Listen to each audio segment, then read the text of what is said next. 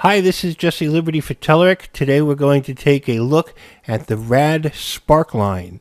RAD SparkLine is an information graphic which is characterized by being small, lightweight, and highly performant. To get started, let's open up Visual Studio, create a new project. Let's call that RAD SparkLine.GettingStarted. Accept the Silverlight 5. And when the Telerik configuration wizard opens, we're going to choose charting and data visualization. And they will bring along their dependent references. To begin, let's open up the SAML. I'm going to start by adding a stack panel because there are a few types of RAD SparkLine. I'd like to look at them all together, stacked one above the next. Let's begin with the Telerik RAD linear SparkLine. We'll set a few simple attributes such as a margin, height, and width, and we'll give this control a name. Let's go ahead and save that, and then we can come over to the code behind, which is going to be in mainpage.xaml.cs. We need a method to initialize our SparkLines. So we'll put that call in the constructor and then create a private helper method that will do the initialization.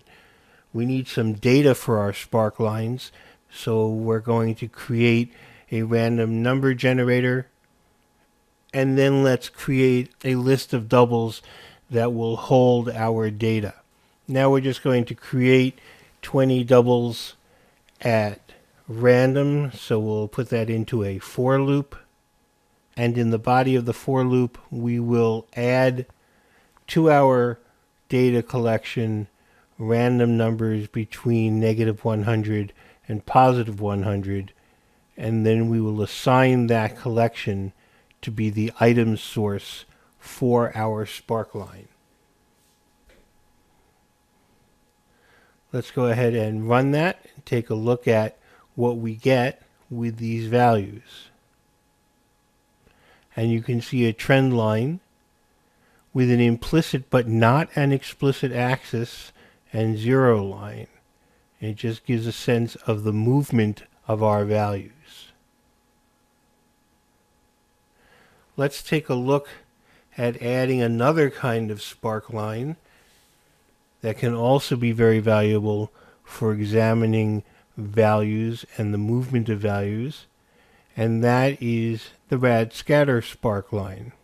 And we'll go ahead and give this its name X scatter SparkLine. Go over to the code behind and assign to X scatter SparkLine's item source the same data set.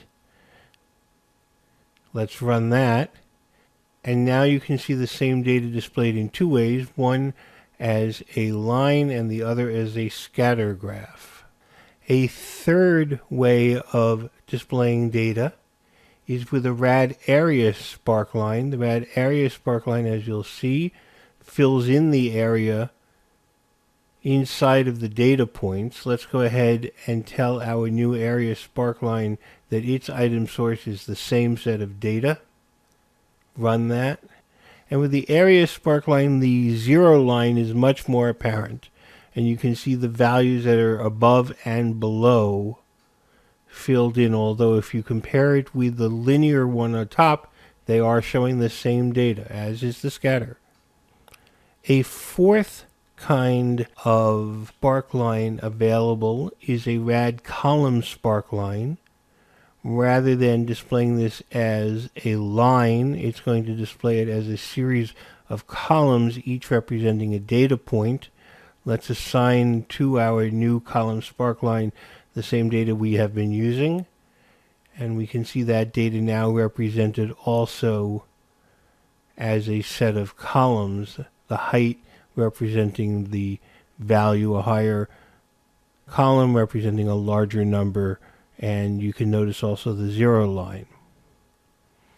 There is one more type for us to consider, and that is the RAD WinLoss SparkLine.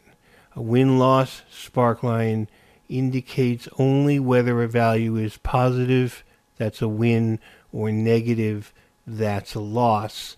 To see that at work, let's go in and set up the item source for our win-loss SparkLine to the same data we've been using all along, and then we'll run the application and look closely at the correlation between the win-loss and the column. The column shows the value as a height. With win-loss, it's either all the way win or all the way lose, depending on whether the value is positive or negative. I hope you've seen how easy it is to get started with RAD SparkLine. For Telerik, this is Jesse Liberty. I look forward to talking with you again very soon.